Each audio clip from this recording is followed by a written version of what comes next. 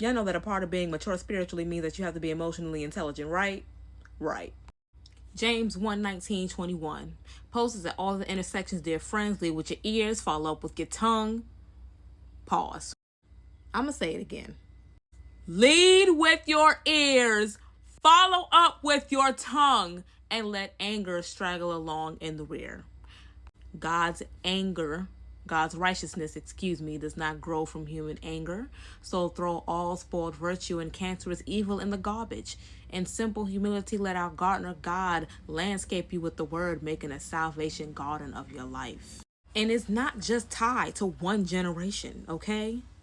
Gen X, Gen Z, Gen Alpha, Boomers, the silent generation, all of us have some type of emotional lag that is within us that we need to work on for real, really. And in order for us to grow in God, we gotta stop acting off our emotions. It can't go no other way, no matter how many times you flip it and reverse it.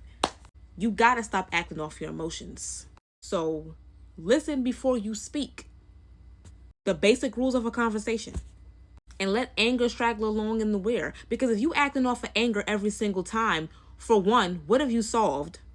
And for two, there's no peace. We're supposed to be the peacemakers. Listen, I understand that a lot of us believe that we might not start wars, but we can end them. And while I understand that, we can't act off of our anger.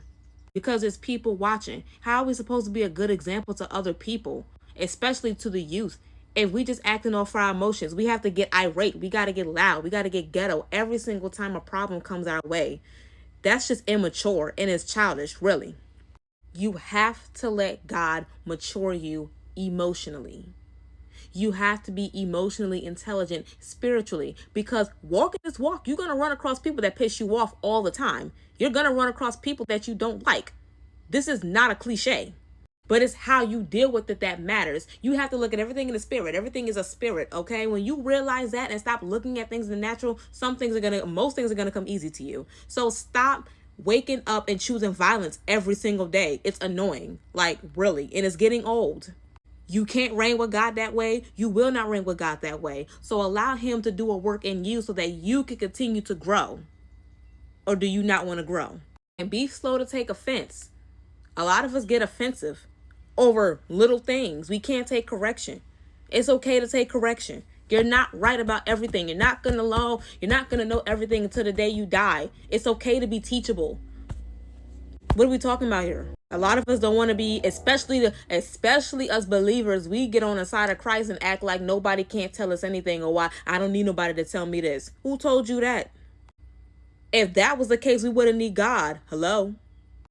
So let your emotions keep you humble, because remember, if we was going to be all that in a bag of chips and everything else, we wouldn't need God. So remember to control your emotions, to listen before you speak, put down the wall of offense, and be humble at all times.